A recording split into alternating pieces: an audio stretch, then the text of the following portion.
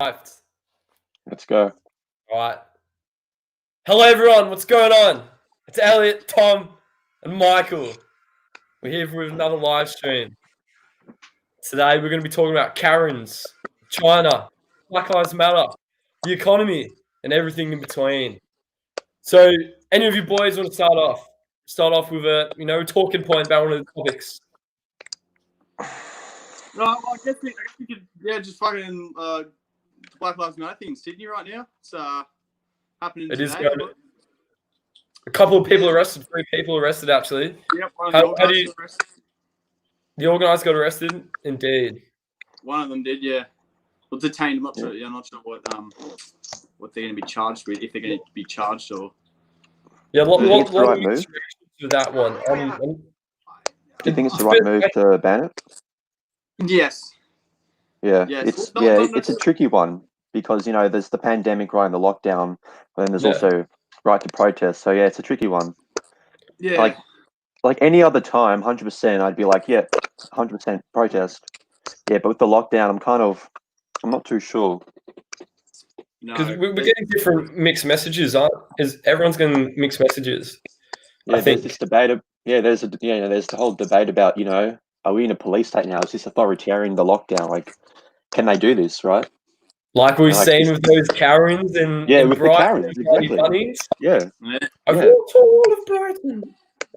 Yeah.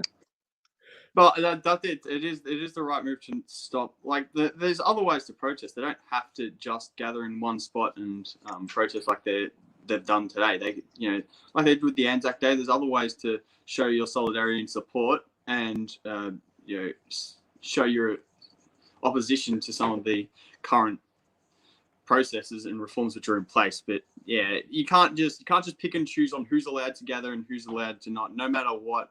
Especially in this situation, it's just everyone should just be united and not gathering in a public place. Especially after what happened here in Victoria, you'd have thought they would have seen that and just said, "Okay, we'll just delay the protest until everything calmed down a bit." Yeah. So you reckon it's the right move by the High Court to rule that it's illegal to do it during this time? Yes. Yeah. Yes, and it's. Yeah, I'm so conflicted on this. I'm so conflicted. Like, I get both sides. We don't want to limit anyone's freedom of speech and the right to protest. But then again, we are in a pandemic, and the sensible thing to do is not to speak out. And it does seem very convenient that they are speaking out at this time. Maybe it could be a publicity stunt. Who knows? Yeah. Like the Karens are. The Karens are talking about as they say it's unconstitutional to make people wear masks and everything, but there's nothing in the Constitution about, masks and everything. And they think they're living in America. They think we're in America, but in the Constitution, we don't have our own Bill of Rights. No, we don't. But I mean, there's there's common law and like precedents set by the High Court about freedom of speech and everything. But I think they're a bit silly. I think during this time, with the lockdown and pandemic, now isn't the time to be talking about, abstract concepts like freedom and everything. Not trying to downplay freedom. I love freedom, but now isn't the time to be talking about. It's not the time to be kind of. I want to be polite here, to just kind of start whining and stuff. Like everyone's got to do their bit, But if we do all a bit, wear the mandatory mask in Victoria, more specifically. What happens if the numbers don't get down? What do you reckon will be the next step? Stage 4? If they don't go down? Yeah. Well, I don't know. Well, the experts reckon that we might have reached the peak now, because we had can't believe it was more than 500 cases yesterday. Yeah. And they reckon we're around the peak now. And it took about 6 weeks for Wuhan to get out of their lockdown, because they had a 6-week lockdown as well, similar to us. It took them 6 weeks. But then it's Wuhan. Yeah, I know, but I mean, but still, the scientists reckon. Well, it's not certain. They reckon we might be at the peak, but I wouldn't be surprised if the lockdown gets extended. And surely, if everyone wears masks and everyone stays home, it should settle down eventually. It should settle down for sure. It should. The time, But it's just the time. It's just the time. Like when? we've I got, don't see we've them got- actually kicking it in for Yeah. too much longer than, say, 8 weeks, just because by that point people are really going to start to get mad. And although there is a somewhat duty of everyone to just live within the rules and what the government's proposing, if you keep it going for too long, people are just going to start straight up ignoring the rules because they're just getting so fed up with it, and then the police aren't going to be able to find that many people, and so they've got to. It's got to be done within the next month or so. we need Yeah, this action. lockdown feels different. This second lockdown does feel different. Do you think? I feel like with this second lockdown, people aren't taking it as seriously. And I think the reason why people aren't taking it seriously is because there's a lot of the news is lapping this up. There's negative news. They're spinning everything. Good thing with Andrews, right? You get straight to the point. You get straight into what's happening is done in like 15 minutes. But Yeah, people like to manipulate with all the hard facts that we need to know. Like it's people, tragedy and dark news and anything that gives entertainment sells, right? yeah. I think it's also because we've already done one lockdown, and I think people were hoping, okay, one lockdown is enough, and now it's like, oh, got to do another lockdown again. Like, no, I can't do this. I think that's what some people are thinking. No, exactly. And but yeah, so keep it going for too long, then people are just going to start ignoring the lockdown restrictions eventually if they keep it going for too long. So they've got to find the balance, and I don't know. Yeah, maybe, got to find a balance. Well, especially if I re-look at it after the 6 weeks, and just lock down certain postcodes because you can't, especially you can't just keep all postcodes locked down if certain postcodes have no cases or whatever by the end of this 6 weeks. Yeah. What do you think? Should we go for a suppression or an elimination strategy? Get rid of the whole virus, or just kind of suppress it, where you kind of I reckon isolate what we it? should do, open everything up, protect the vulnerable. I reckon just suppress it, because I was reading that Oxford or somewhere, one of the universities in England is getting very close to a vaccine. Obviously, they can't guarantee it, but they're looking at having one, getting rolled out by December. So I mean, if that does end up looking viable, then I reckon just keeping it suppressed until that actually fully comes out would be probably the way to go. Like if people were just sensible and just stayed home for 2 weeks once they got the symptoms or thought they might have it, there would be no problem. But instead, you got people going in, getting tested, then 80% after getting tested just go back to work or go at families' events or whatever, and it's absolutely ridiculous. Go out shopping and stuff. Half of those people, they can't afford to stay home because they're lower income people, and they got to go to work. And so I think that's why some people reckon we should have guaranteed kind of sick leave for people who have to stay at home. Like Daniel Andrews announced, every person who has to stay home after they get tested, they get like a $300 payment by the government. That's really gonna, make them survive a lot in 2 weeks. I mean, that's for a week though, like $300 for a week. I mean, on minimum wage, you make more than $300 a week. It's not really a lot, but it's better than nothing. Yeah. And back to the vaccine. There's a lot of I don't know if there's going to be a vaccine anytime soon. They're working on a lot of vaccines though, and this should be a national scandal. Do you know where they're going to make the vaccine? Right? They're going to make it in China, and where the face masks come, they're from Wuhan. A lot of the face mask people, where the blue ones, they're manufactured in Wuhan. It just tells you that all the supply chains are from China, and it's just I don't know why the media isn't talking about this. But the thing with the vaccine is that, do you boys reckon it'll be mandatory? And would you take it if it was mandatory? I really it should be mandatory, but I personally, I don't know. I'm not very. I don't think I'd be if I did get it, it wouldn't be that big of a deal for me, just because I'm fairly just previously whenever I get sick from the flu or whatever, it's never actually affected me that bad. But I don't know, it depends. I might get it just to if it results in no restrictions at all, then I would probably get it. But if it's basically died down by the point they released the vaccine, probably not. I know, it depends. Because I am Yeah. vaccinated for most flus, actually, now I think about it, so. Well, Do I'd you- take it. But You take it mandatory. yeah, I mean, regardless if it's mandatory or not. But that I reckon it's going to be a while until they get one. But don't you think it should? If people don't want to take it, it's their choice. They don't want to take it, Yeah. and they should be. For example, if in the near future we have this vaccine and it's mandatory, but you're not allowed to go into certain areas or shops, or you restricted your movement because you don't have the vaccine. Do you Yeah, think they already got certain rules around that, like the no jab, no play policy. Yeah, for kids it makes sense, but for I don't know, for Yeah. adults. Like if you go into retirement homes or play like going Bradley? children, sure. Shh. Just restricting movement in general. I don't know about that one. Yeah, it's a bit iffy. It's a bit of an ethical conundrum because on the one hand, we've got the vaccine. It's going to save human lives and it's going to get us back to normal. On the other hand, humans are humans and they love power and they can easily manipulate it. So the top will stay at the top. They can leave the bottom. But that's prepare for the worst, pray for the best, as they say.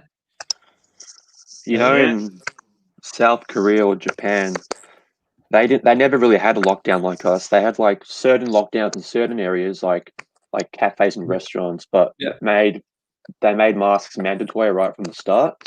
So most of the economy was still open. They didn't have that many deaths either. They only had a few thousand deaths out of a population of how many people? Like in the millions. Was it like 50 million or something people in South Korea?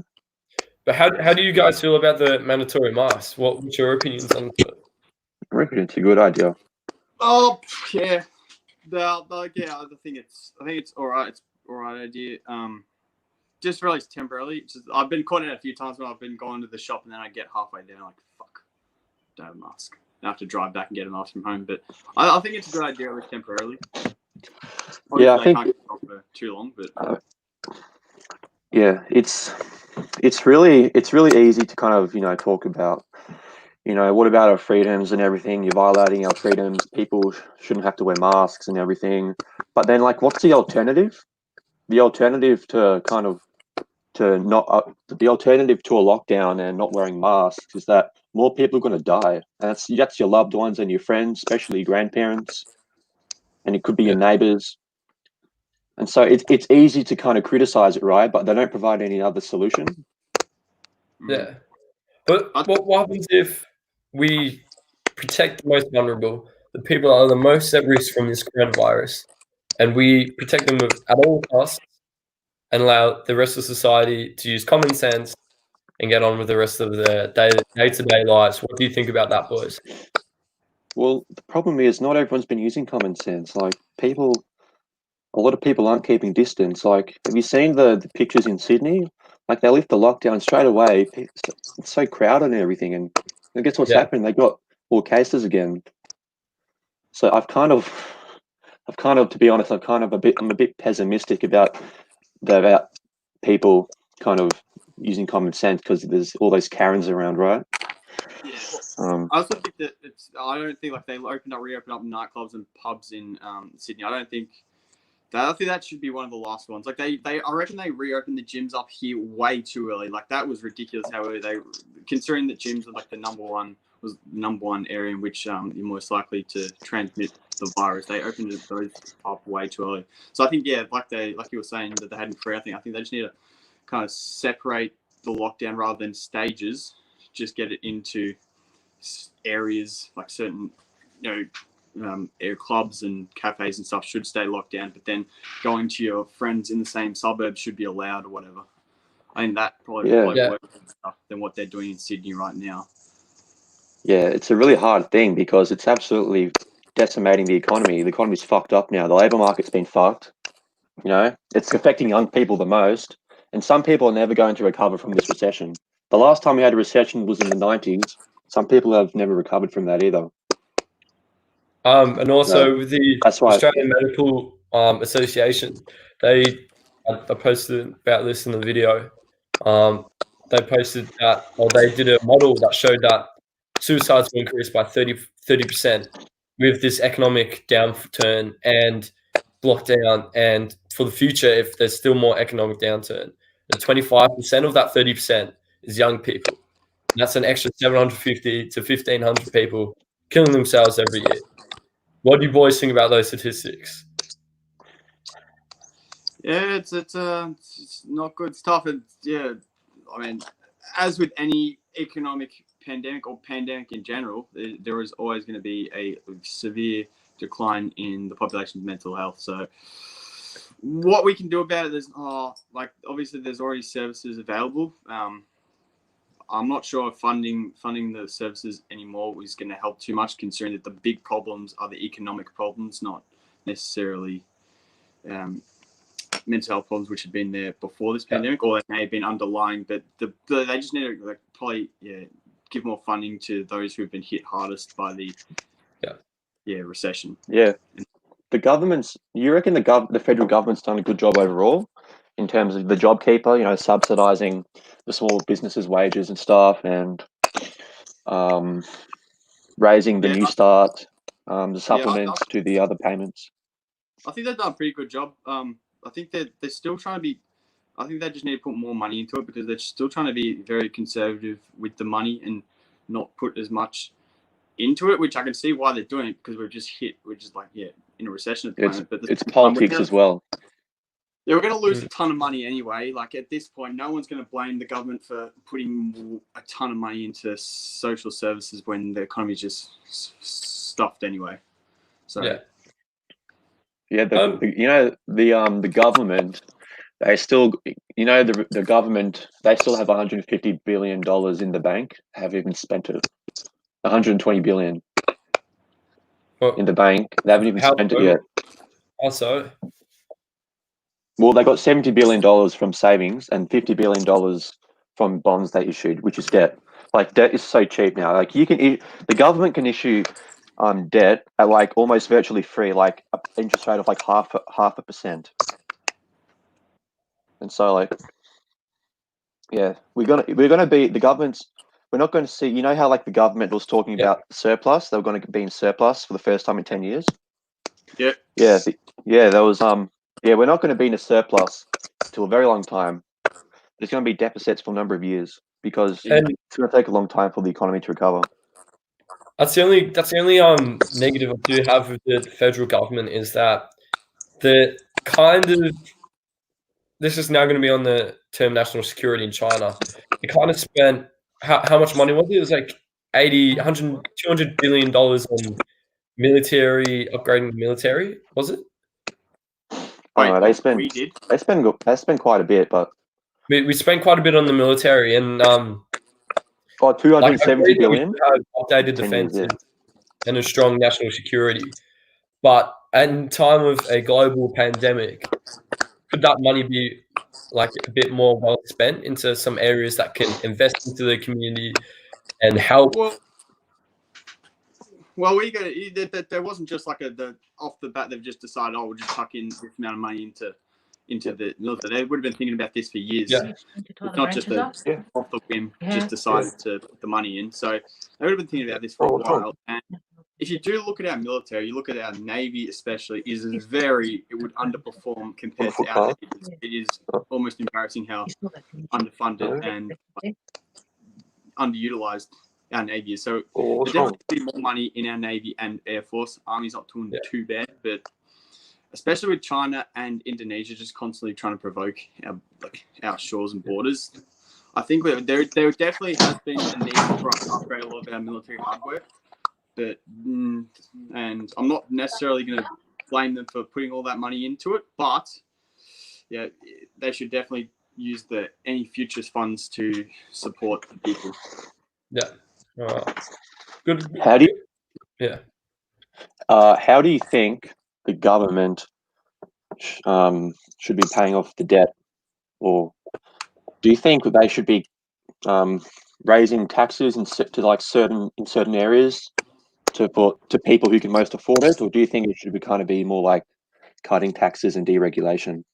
I think there should be cutting taxes for working class people and just people who have jobs in general. But then they need to actually start taxing these international corporations who have just been in Australia making money off Australian businesses for years now. They just need to actually start taxing, Apple, Google, all these places who technically have some tax haven business where they just don't pay no tax to the Australian government. They need to attack those people first and get rid of any tax loopholes which these companies and CEOs are using to get out of paying tax to the Australian government. But also for the working class people, maybe reduce their tax rates.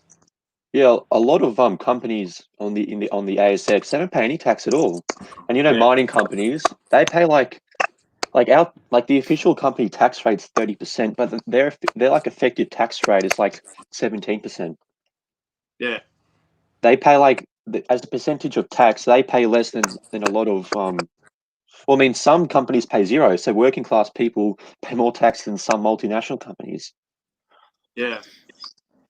Yeah, it just doesn't make any sense. It does seem like they are being bought by some political interest groups. Do you boys think that we need to if any of us get onto government, what would you do about the mining companies? How would you attack those big corporations? If you go after them, they're going to go after you way harder because the mining companies, they got all the money. And so last time the government went after the mining companies was under Kevin Rudd and Julie Gillard. They wanted to do a mining tax. So it was called a mineral resources rent tax or a super profits tax. So if mining companies make a certain amount of profit, like if they make a ridiculous amount of profit because they're selling so much minerals, then they pay like a super tax profit, like 40%. But the mining companies, because they don't want to pay any tax, because they want to give all their money to their shareholders, the government said, okay, fine, we'll do, even though you're supposed to pay 30% tax, let's say you can have about 25%, right? And they didn't even want that. And so the mining companies went after the Labor government, after Kevin Rudd and Julie Gillard, and the Liberal government teamed up with the mining companies to go after Labor as well. And because it was pretty much a massive scare campaign. Yeah. And a few years later, the Labor government lost because I think the media, the Liberal Party, and the mining companies, they did a massive scare campaign that absolutely just scared the public from supporting any reasonable policy. But what do you think? So it's hard. Yeah. Honestly, don't know. Do you think with a Liberal government, do you think they need to, if they want to get Australia in a strong foot into the next economic future or the future economic plan on the right foot, what do you think they need to attack those mining corporations and man up a little bit and do it for the people, for what they're actually voted in for? But they're not going to do it though, because do you think they're on the stream? And both Labor and Liberal get donations from the fossil fuel industry, but it seems like because Labor is also still connected to a pretty strong union movement, I think the unions kind of keep Labor kind of anchored to their working class roots and kind of make sure that they still do more pro-worker things. Yeah. So the Liberals wouldn't do it. They've been planning with the gas companies to start up new projects around Australia and subsidizing the gas companies. So interesting. Yeah, the fossil fuel industry has a big. They got their tentacles wrapped around the government, especially the Liberal government. And that's a problem, isn't it, boys? Because in the future, if we think about it common sense and logically, fossil fuels, the rate we're going, they won't be around forever. We need to see some, greener, more economically efficient alternatives. such as what Elon Musk was doing in South Australia, building the largest lithium battery farm in the Yeah, world. they now have South Australia now has the cheapest electricity in Exactly. the country. And if we maybe nuclear power, but people are a bit too scared for that. I'm It's all a for nuclear power. it's a can of worms for another day. Nowadays, they're so safe. The only drawback to using nuclear power is just how long it's going to take to build the refineries and the actual power plants. But they're very safe nowadays, especially if you can get them in the deserts. And we have plenty of deserts, or just in somewhere stable environment where there's not going to be earthquakes. Like we've got plenty of that land. Green energy is the cheapest though per kilowatt. It's actually the cheapest. It's cheaper than coal now, and even nuclear. I was surprised by that, but yeah, it's the cheapest form of electricity. Bloody surprising. Do you boys think if we are do you think that's the next step for the Australian energy sector, or do you think we're going to be stuck with fossil fuels for quite some time until some revolutionary politician or speaker, gets people out of that mindset? The market will move on eventually. Like the market's already transitioning itself. The market's already itself has been transitioning, but because it is becoming cheaper as well. But there's also a lack of investor confidence because we've had like the climate wars. It's like there's been the public policy has been so unclear the last 10 years because neither party can agree. Yeah. And so I reckon, and like even without any government intervention, we're still expected. The market itself is still expected to transition our economy to like 50% renewables by 2030. Yeah. But like, I think but the government, you need clear government policy so that there's investor confidence, so you can accelerate that transition. Because we're supposed to be net zero emissions by 2050. Stop. You know what? I don't. Let's be honest. Is China and India, would they ever sign up to that? Would they ever? Well, I think India actually. Zero? India might be. China still builds coal power plants every year. And they build new coal plants. On the coal plants.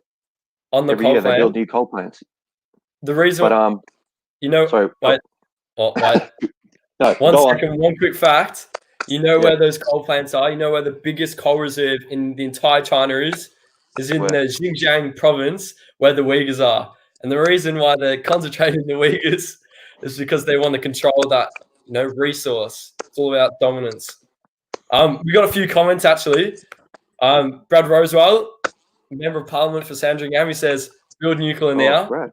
What do you guys think? Agree with Brad? No, considering we're the biggest for it. exporter of uranium, I'm all for nuclear power. It's annoying that no one in Parliament's really talking about it. Have you heard of thorium? Do you know what thorium is? We had Tom and I. We interviewed a guy in Federation Square, and he was talking about thorium. Thorium is actually more efficient and it's cheaper, I think.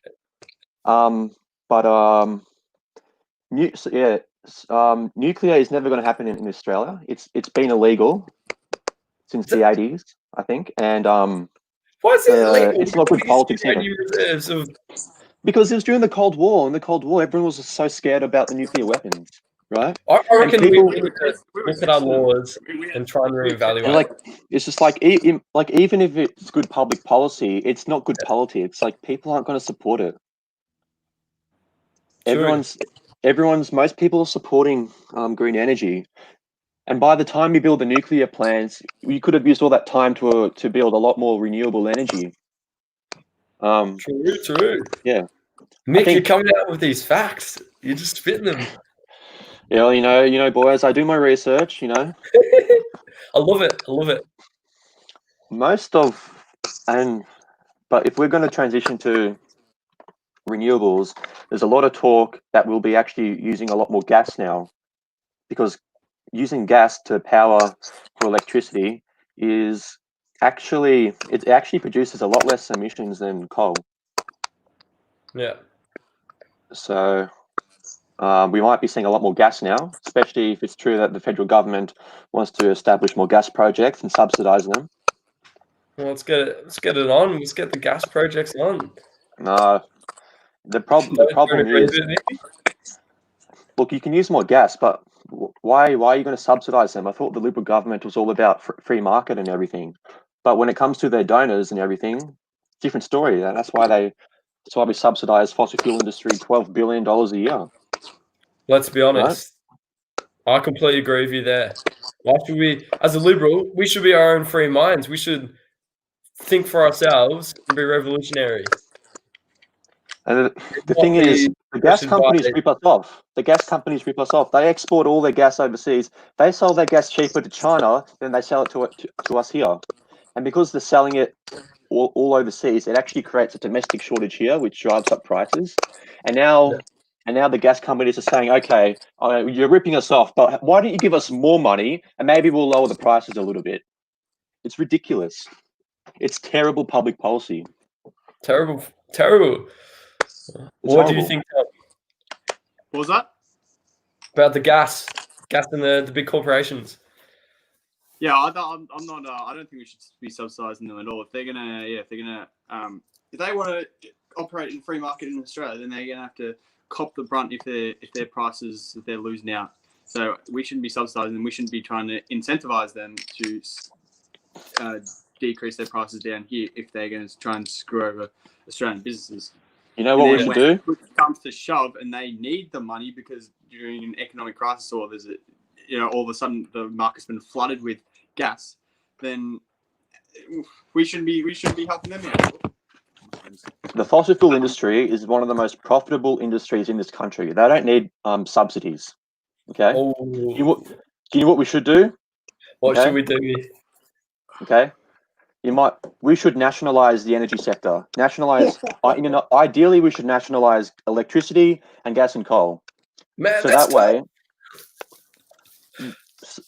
that way, by nationalizing it, we can lower prices because instead of electricity prices being determined by a spot price by the market, you can get the government to actually set the price, right? It used to be like that. The state government used to do that. How would you do that? The state government used to do that, and then got privatized. All stockholders, shareholders. Yeah, that's the problem, right? Be footing a huge bill. Yeah, that's the problem. It's never going to happen, but we shouldn't have privatized it in the first place because we've been absolutely screwed over by the gas companies and the coal companies, right?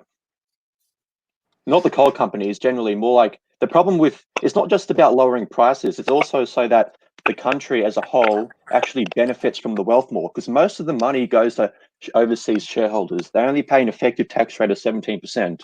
If all those profits went into the treasury, we'd have a lot more money and we'd be able to better fund our social services. Countries like the United Arab Emirates, right? Qatar nationalizes their gas companies are state owned. And do you know why they're such a wealthy, country, right? Have this beautiful infrastructure because it's nationalized. All the profits go to the government so they can fund, so they can actually support their people and build all those projects and fund their social services. Doesn't happen for the fact that they have one of the largest oil reserves in the world. Well, we have the largest gas reserves in Australia, one of the largest gas reserves. Yeah. So if it was state owned, it'd be much better. What's more expensive and more profitable? So it will be the oil industry. Well, it's never going to happen because there'll be a massive scare campaign by the fossil fuel industry. Yeah. And again, as Tom pointed out, paying all that money out to pay out shareholders. I mean, it could be a win. I mean, it could be a winning issue in a state election because it would be the state government who would actually then run the electricity sector. It could be a winning issue because people are getting fucked over by gas and by electricity prices. Brad, it's not going to happen. Take notes. Send that to Michael O'Brien. Who's Adil Shakur Yusuf, I love your work. You've always been here for us. You're always given us great positive motivation. I love your work. keep being you, keep hustling, and keep being positive. I like it. He always comments. He always likes it. He's a great man. Just in case anyone, just in case anyone thinks I'm a socialist, I'm not. I'm a social democrat. I believe in social democracy. The only problem with Michael, I love how you're bringing in the numbers. You're telling us if we do nationalize the energy sector. It won't happen though, but in an ideal world, it should. The only problem I have that is that I'm gonna bring ethics into it. Which I agree, because the numbers can be more positive. They can be more beneficial for the people, but it will start off like that. But it doesn't take into account to human nature, and if they can manipulate it, and then certain people in the government will control the energy, and they can easily it would be a public corporation. That's what happened. It'd be a public corporation. Yeah. In Russia, that also they used to have the oil and gas was also owned by the nation, by the state, and that didn't work out too well for them towards the end.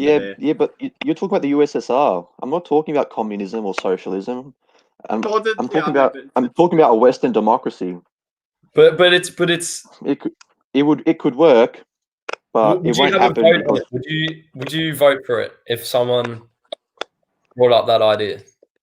Well, yeah, but it won't be brought up because I think it won't happen because the media and the fossil fuel industry, their scare campaigns will be too strong, and also the cost as well. It will cost a lot of money. Yeah, but you could argue it's an investment, right, by buying it back. But I think the private sector can do wonderful things, like especially with consumer goods, right? I don't want the government to make my shoes. The private sector does wonderful things with consumer goods, but certain things the private sector should have less involvement in, like healthcare and education and the energy sector, because these are like basics. These are like very kind of the basic things that should be off the table, right? And I think if the government is involved in guaranteeing those certain things, it can actually be good for the economy.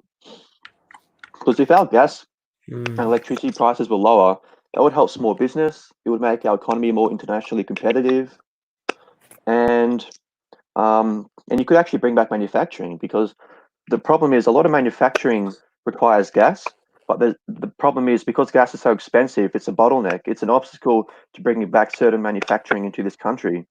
Yeah. So if you make gas cheaper, the alternative of making gas cheaper is through actually creating gas reserves. So a certain amount has to be reserved.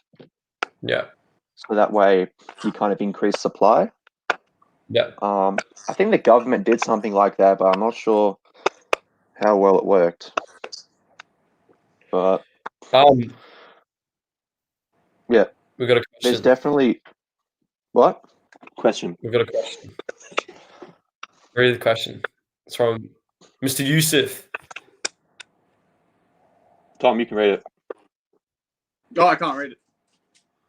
Oh, I'll read it. Why is China buying lands in the islands near us? A while ago, the Shoku saw it on 60 Minutes.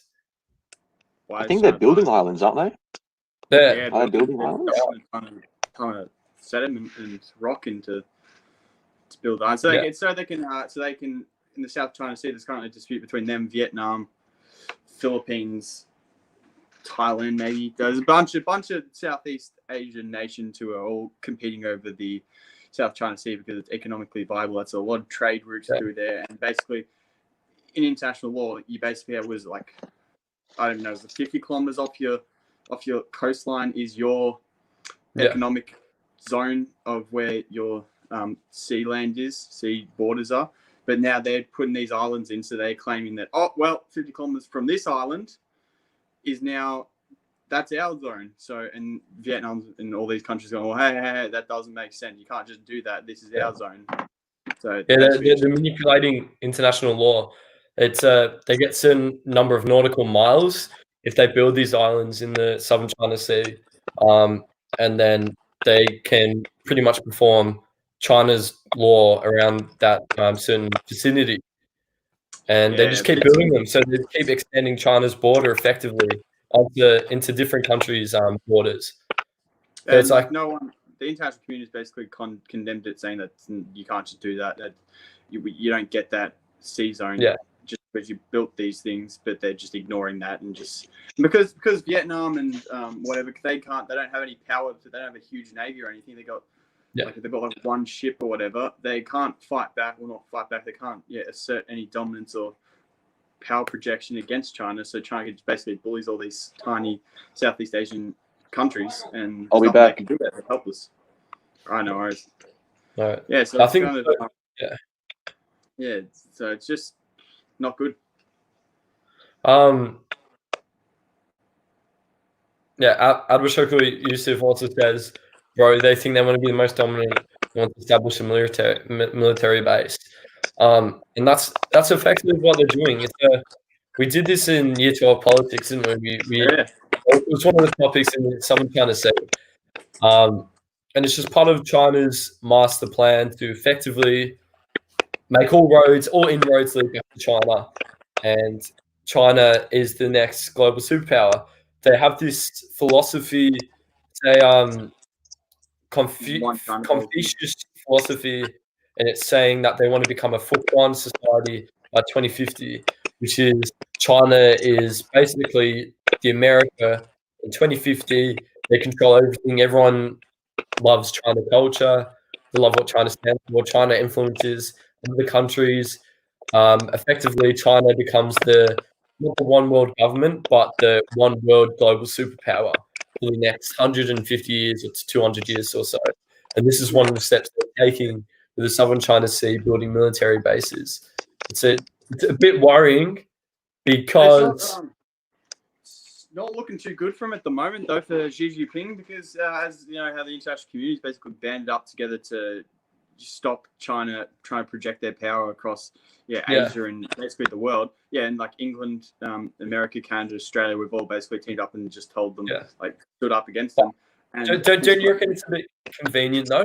Because I feel like this problem was foreseen like 10 years ago, and now we're all just.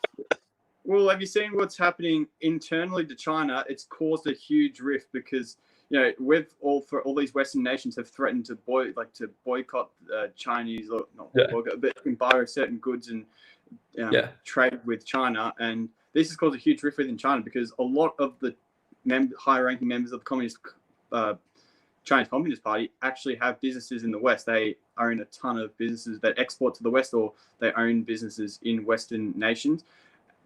So you got to conflict. There's a big conflict between Xi Jinping, who's trying to defend Chinese national interests, but then also a lot of other high-ranking Communist Party officials who don't want their businesses to go bankrupt and don't want to lose out on billions of dollars and that they've got in this company. So there's it could be a huge political backstabbing within the Communist Party very soon. That could be interesting though, couldn't it? Because when Xi Jinping's out of the picture, what happens to China then?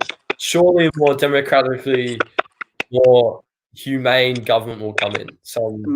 No, they'll highly doubt that. They will just replace him with someone just as authoritarian, but who might be willing to make concessions to the West, but it still won't be good for Chinese people or even Australia. I don't see them.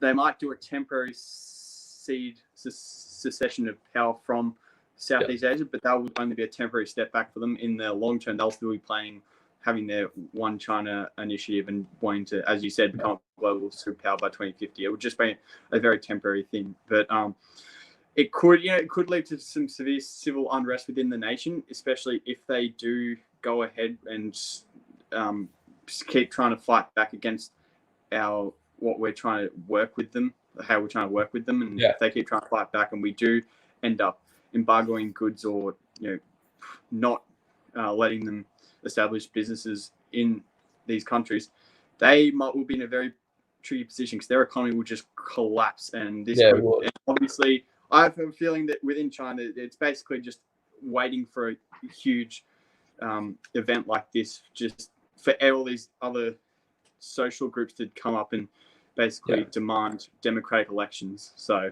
like it could be. Sorry about that. I'm back. Yeah, so I think I think you're onto something there, Larry, because I think there will be more socially aware citizens in China if that did happen. Oh, it definitely is. You've got journalists being locked up and doctors being locked up just for voicing what is objectively true. They're being locked up. And the Uyghurs as well. Can't forget the Uyghur population. Yeah, well, there are movements in China that do want to see government reform and want to see democratic elections, free elections, instated back into China. But obviously, the government comes down very harsh on these people's demands, and they get treated poorly. So obviously, we don't see it in the West because they hide it, and a lot of these people are working underground. So we don't see a lot of this, but I think we'll start to see cracks start to show within Chinese society and how it's not as a united front as they love to make out that their society is. Yeah, definitely not a united front. No, especially Hong Kong. You can just tell a lot of those people don't even consider themselves. They don't want to be a part of China. They want to be independent from China, and China's basically trying to force them to basically China more. wants them to be China. Yeah, exactly, but they refuse to. They don't want to be. So yeah, especially if they keep tussling with the West when we're trying to work with them, and just there's gonna be some huge problems. Huge problems, but we can solve them. The West, in the 2020, let's be honest, it's the Great Awakening. People are waking up to politics spiritually, like I was discussing before, and they're just getting more involved, and we're not focusing on social media as much.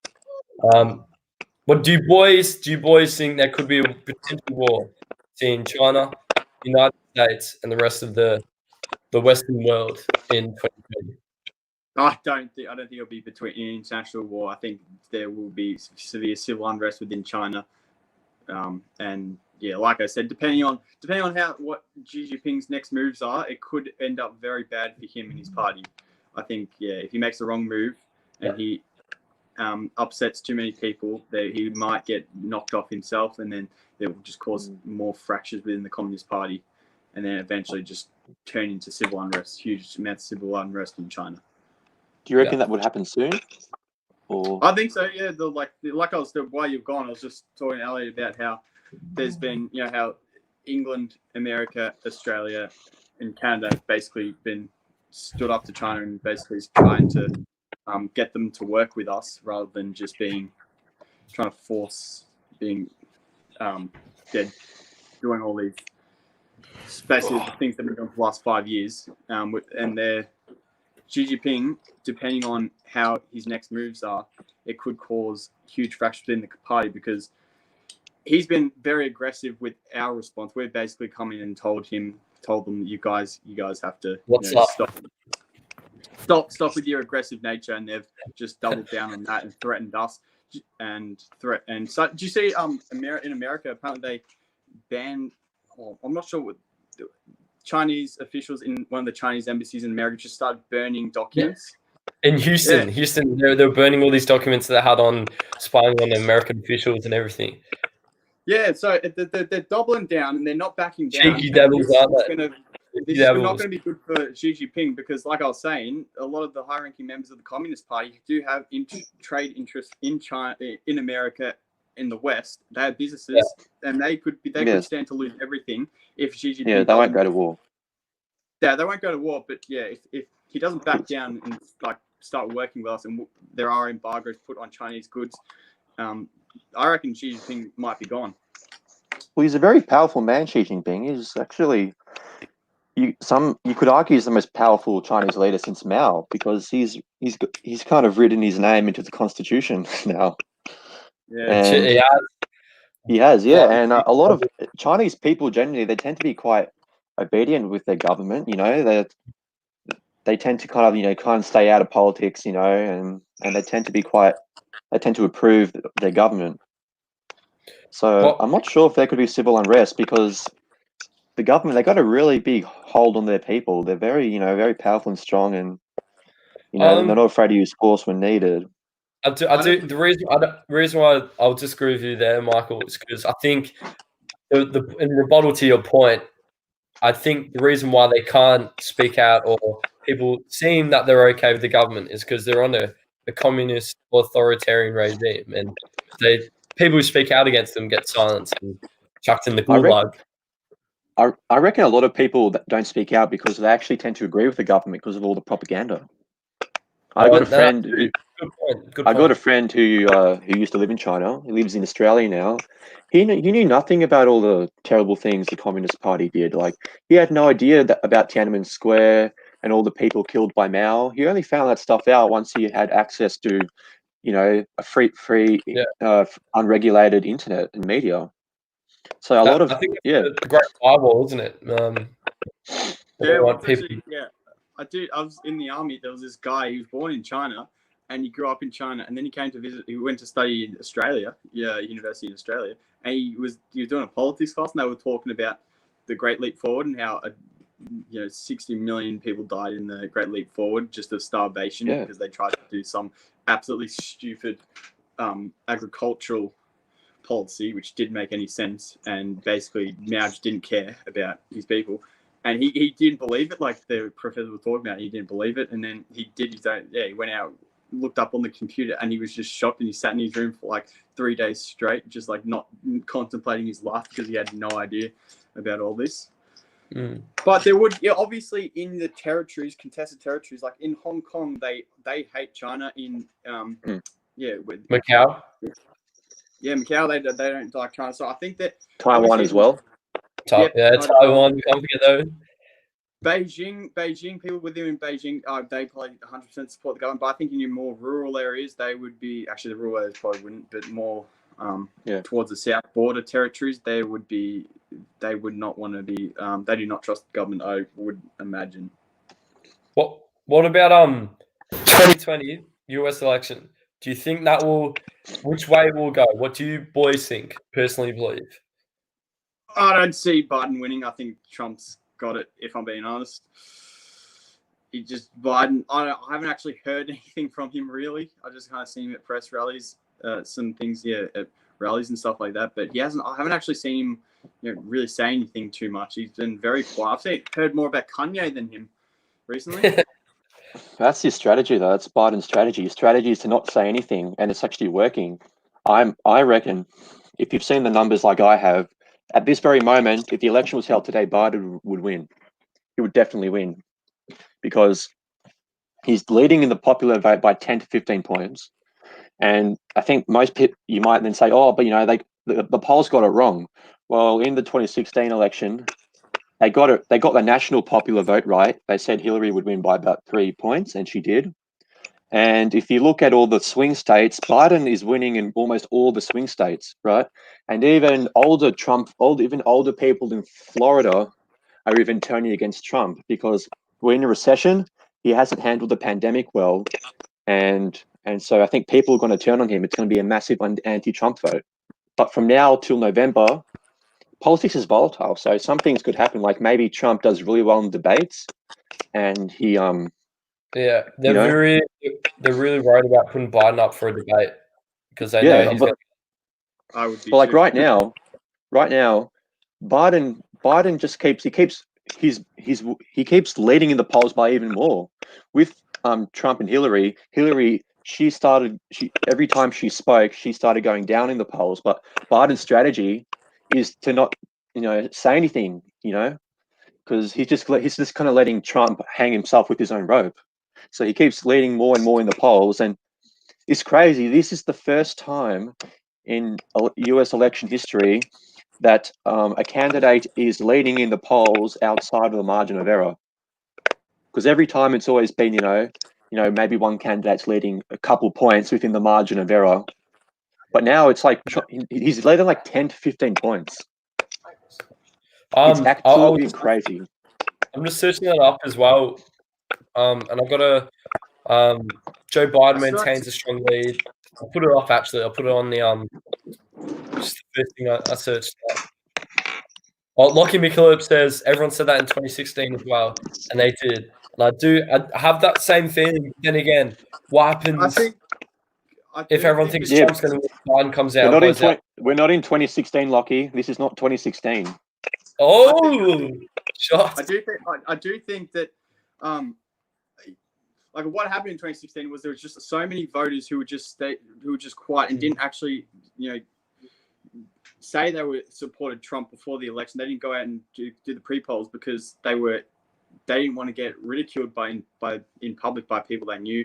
They didn't want people knowing they would support Trump because there was such a negative connotation to supporting him. And now that connotation is so much worse, especially with the Black Lives Matter thing. You just got if you say you support Trump, you just called a racist, you get called a bigot, sexist, and all this stuff. It's way worse than 2016. So I think people are just much more quiet than they were in 2016 and just don't want to, even if they are supporting Trump and I'm going to vote for him, I don't think they're wanting to say anything and they're just scared, even more scared than they were in 2016, especially now in the current climate. Exactly. Yeah. I agree with you there to a point. And I also agree with Michael on your point as well, because I did hear about that they were he has a strong lead. I'll just show you I've got the article here. International Business Times, don't know how reliable it is. Let's have a look at it. It does say here, well, the CBS Young Gov poll, can't really trust CBS, but it does say Biden's at 51%, with Trump coming at 41%, which is 10 points. And same with the Harvard Harris It's never survey. been like that ever. It's never been like that. It's always been within the margin of error. It's never been that high. And usually when economic times are bad, the incumbent doesn't usually do well. Right? It's like in the 2008 election, everyone hated Bush, right? And Obama won by a massive landslide because the economy was in a shithole. And there was the Iraq war as well. So yeah, it's not 2016. It's 2020 is completely different. You got a different candidate, and the Trump campaign, the way they're trying to campaign against Biden, it's a really, really stupid way.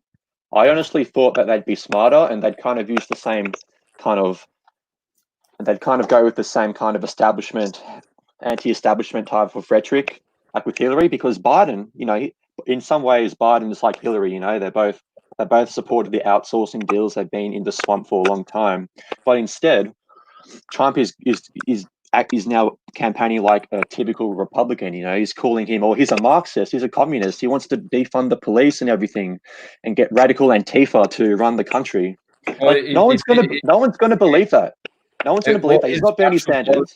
His actual policy that he's going to put forward, Joe Biden, did say defund the police in it. No, it did.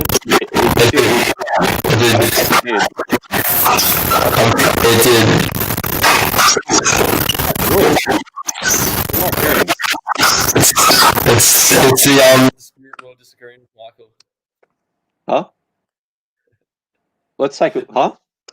I said the spirit world is disagreeing with you. That's what the noise is. That was a huge. Let's take a look.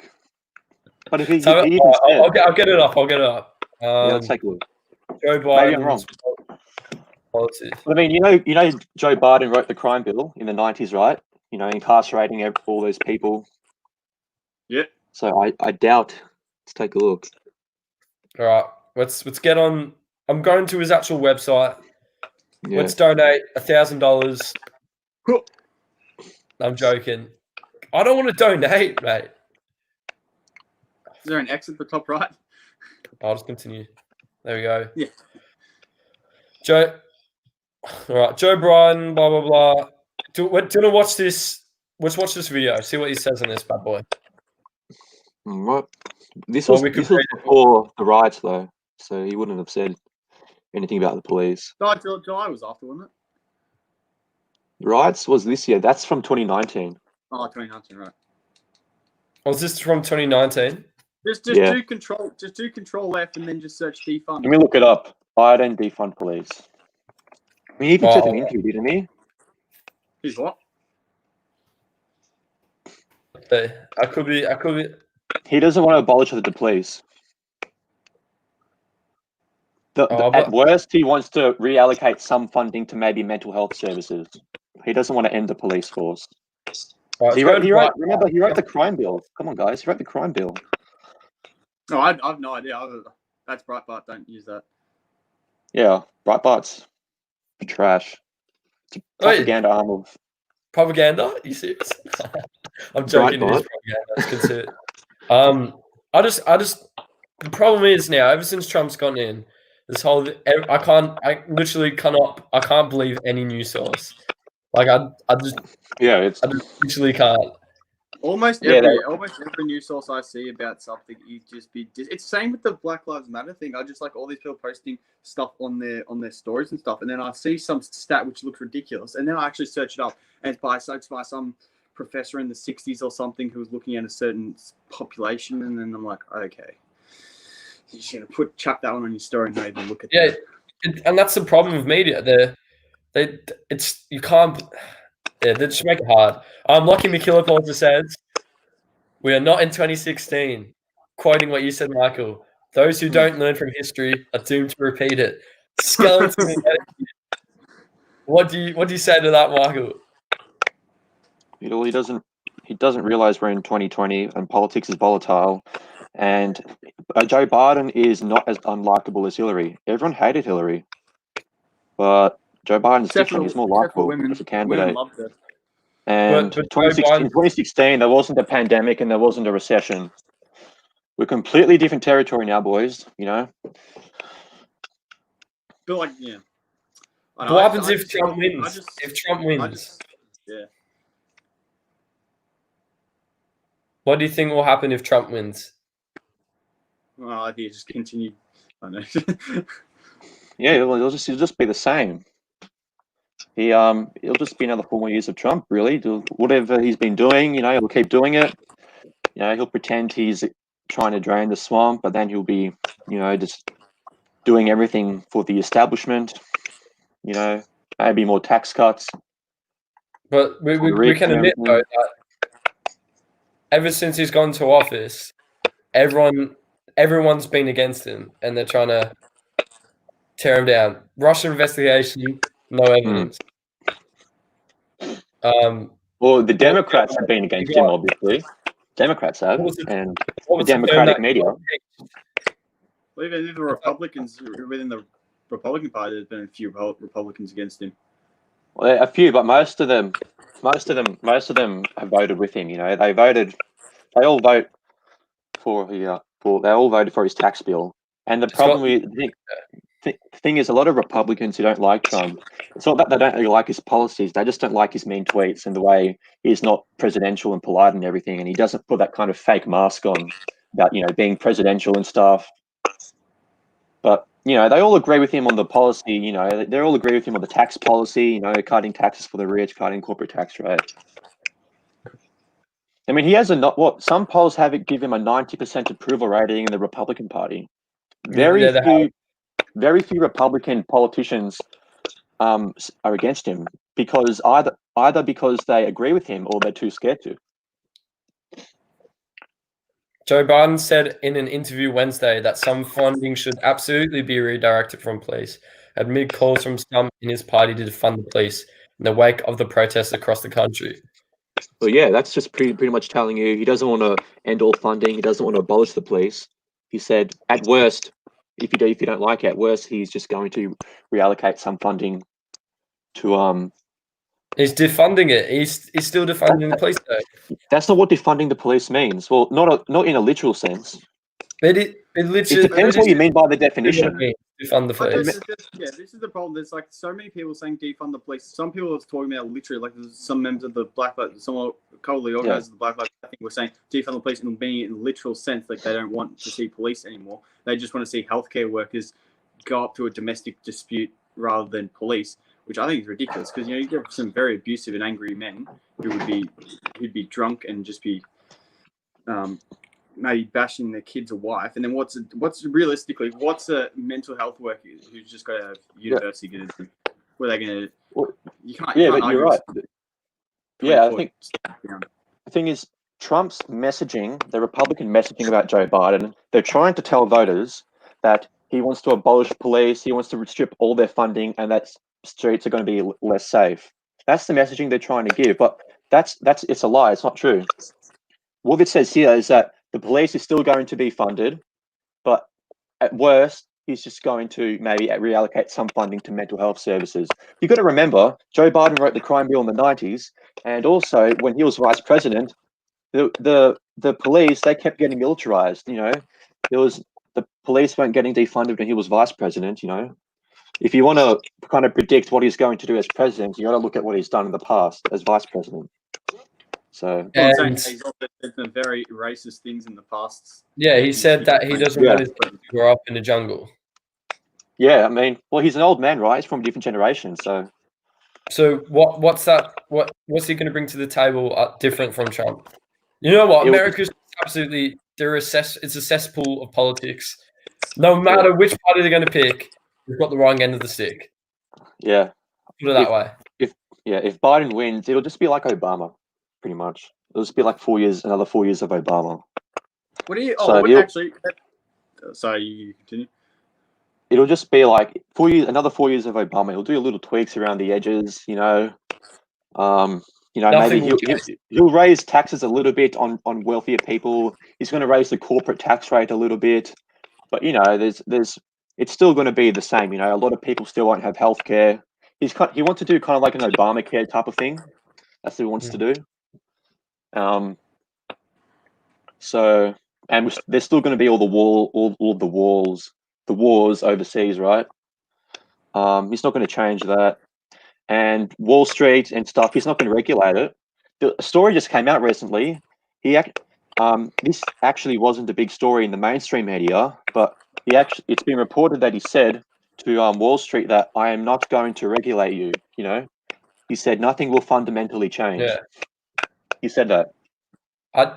He has a lot of donors. He has a lot of donors from wealthy billionaires and from Wall Street and banks and everything. George Soros. Well, really, I don't know about George Soros. Probably. Oh, let's. So, yeah. I agree with what you were there. You going to say, Tom? I was going to say, do you boys hear what Cortez what was said to her? Yeah. Yeah, what were your boys' thoughts on that?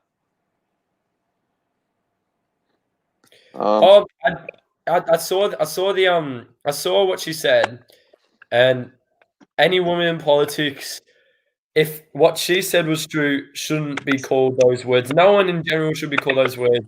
And good on her for saying stand up.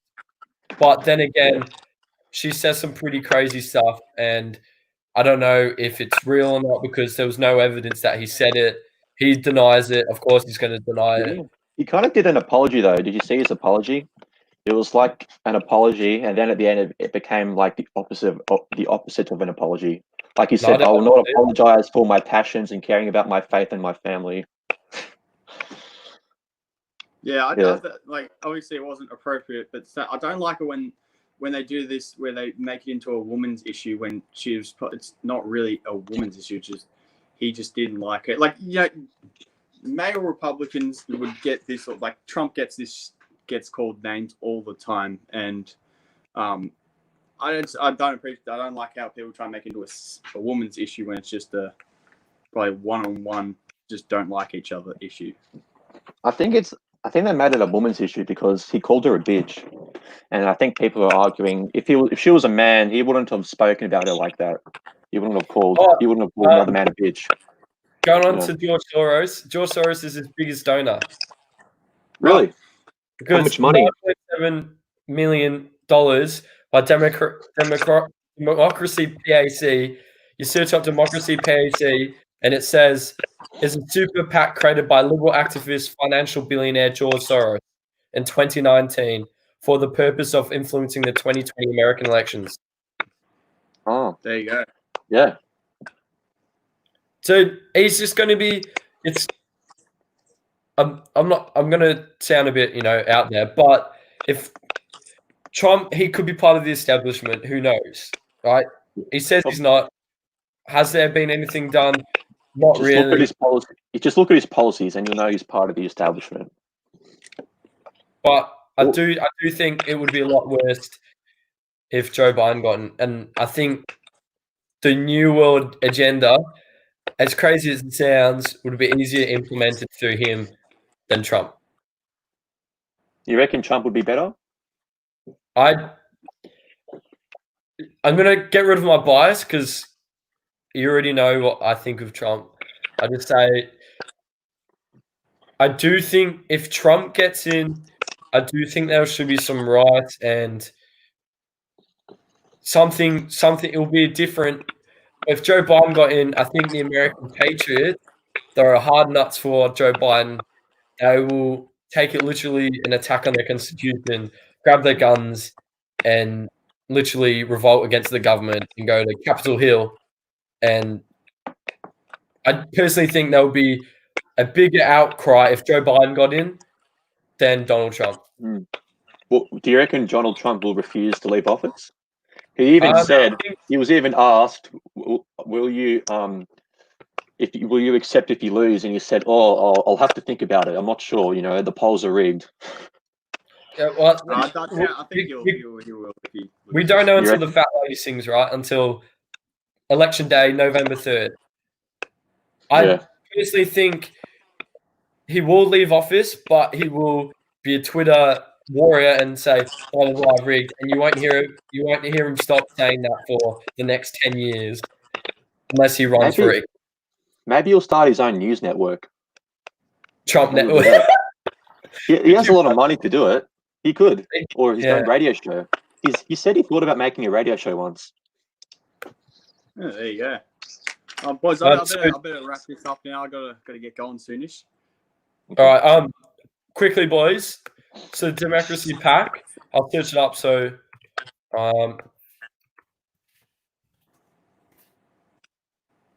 it is. It's a super. George Soros. And 1630 Fund. Who is that? What are the other? 1630. Oh, I've heard of that. 1630. What is that? There's this thing called Influence Watch. When they say left of center or left wing, I always have my doubts that they're really left wing. But I find it really interesting that George Soros really wants to. Like, why does he want to influence the US election when he's not even a citizen of the United States? Where's he from? It doesn't really make any sense. Where's he from? Hungary, and he's not even allowed back in Hungary. Why? Because he literally destroyed the country. He was the one that brought the economies. He's literally a demon. Trust me, he's a demon. He's something from a planet. Yeah, well, there's a lot of billionaires and corporations supporting Trump and Biden, but a lot of these people and corporations, they tend to give money to both sides. So it's kind of like insurance. It's like, okay, for example, they might say, I prefer Biden, but if he loses, I still want Trump to be nice to me and do stuff that I want. So I'll give him money as well. That's how they work. I do think that Trump he literally can't be bought though. He funded his entire campaign through his own money. Well, he actually didn't. He funded his primary through his own money, but not the general election. He got millions of dollars from pharmaceutical insurance companies and stuff. I'll search that bad boy up. During his inauguration, he got $1 million from a pharmaceutical company, and then after that, he decided to end all court cases against pharmaceutical companies or insurance companies for about something about like pre-existing conditions or something. I don't know the details, but yeah, he takes money. He takes money from the NRA. You see the money he takes from the NRA?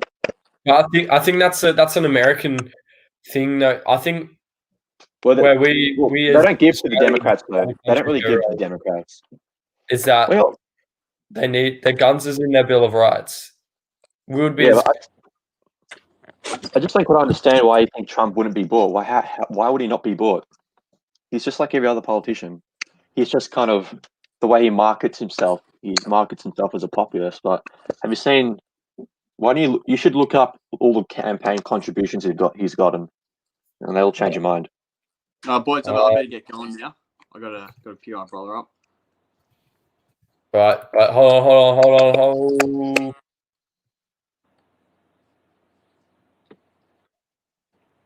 All right, top contributors. I love it. Hold on, I'll share my screen quickly, and we'll show top for 2020 is PH Palmer Association. It's the top one. Who the hell is that? The what? PH Palmer.